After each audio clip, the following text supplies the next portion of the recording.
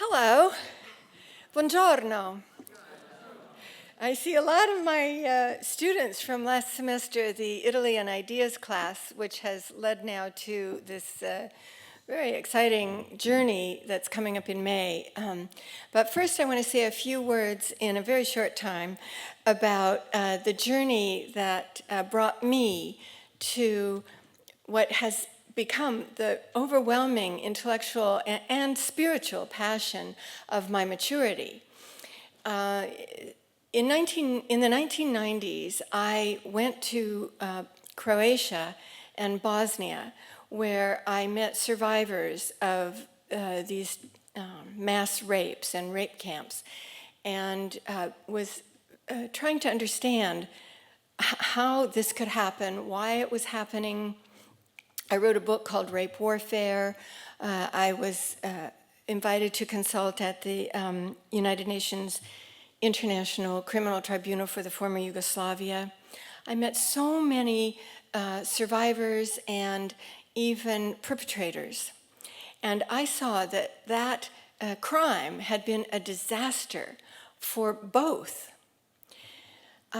At the same time, more or less, Dan Brown's novel, The Da Vinci Code, came out and gave me a version of the Magdalene figure that I had never heard before.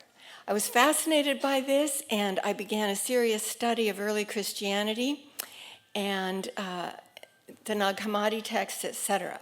Well, what actually this did for me was it showed me that there is something to this arcane, well, not arcane, but archaic notion of the sacred feminine. Hello?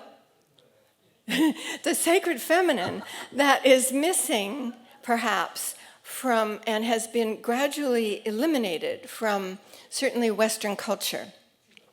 And I wanted to try to understand if getting back to that would be helpful not only for women, but also for men, and perhaps particularly for men.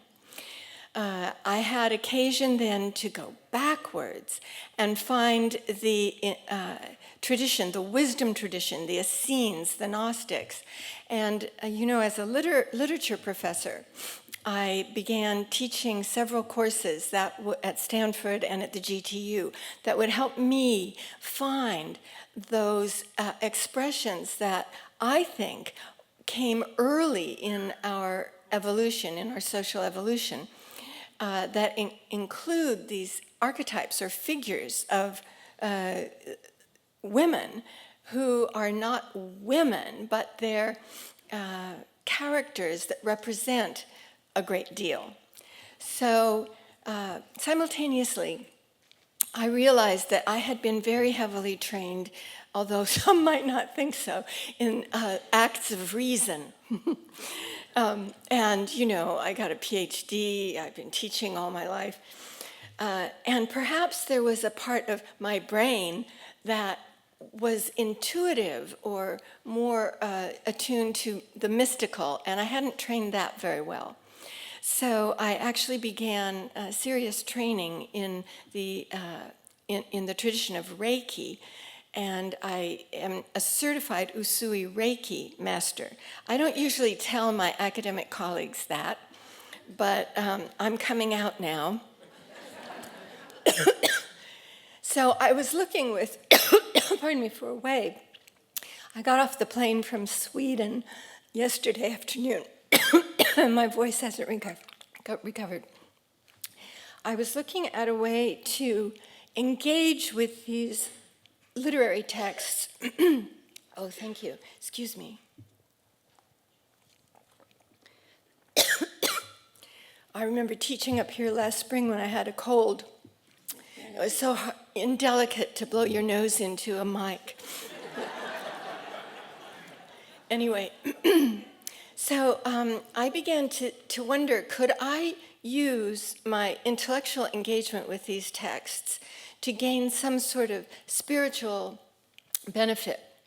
And in addition to teaching courses on Magdalene and epics and fairy tales at Stanford and the GTU, I had the opportunity to do a day-long seminar, and I did it on Magdalene, and we explored that figure and used some non-traditional approaches so that our entire brain, our whole mental process,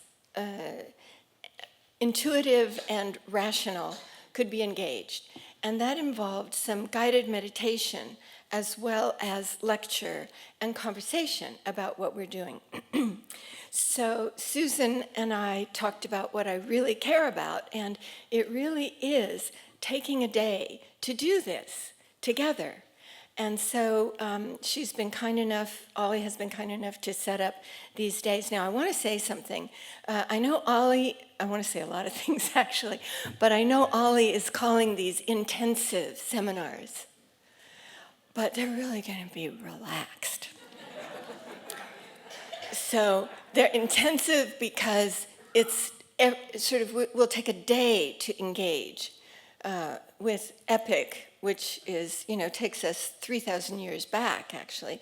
We'll take a day to engage with fairy tales, which may take us back even further than that. We can't really say. So I can't really say how much time I've taken so far because Eric isn't holding the signs up, but I think I'm going to stop there. I just want to let you know that these intensive days are going to be really relaxed. And I'm really aiming for a kind of different approach to these literary texts. Now, the literal journey in Italy is going to mirror aspects of the class Italian Ideas, in which I figured that people who like to go to Italy and generally know something about Italian art and Italian food, but maybe nothing about Italian literature, which is extremely rich and thought-provoking. So we spent each lesson in a different Italian city last spring, and we talked about the masterwork of literature associated with that city. Now, our itinerary in May won't be the exact itinerary of that class, but I will be engaging with participants in 3 different modules or enrichment lectures, if you want. Once in the South, once in Tuscany, and once in Venice.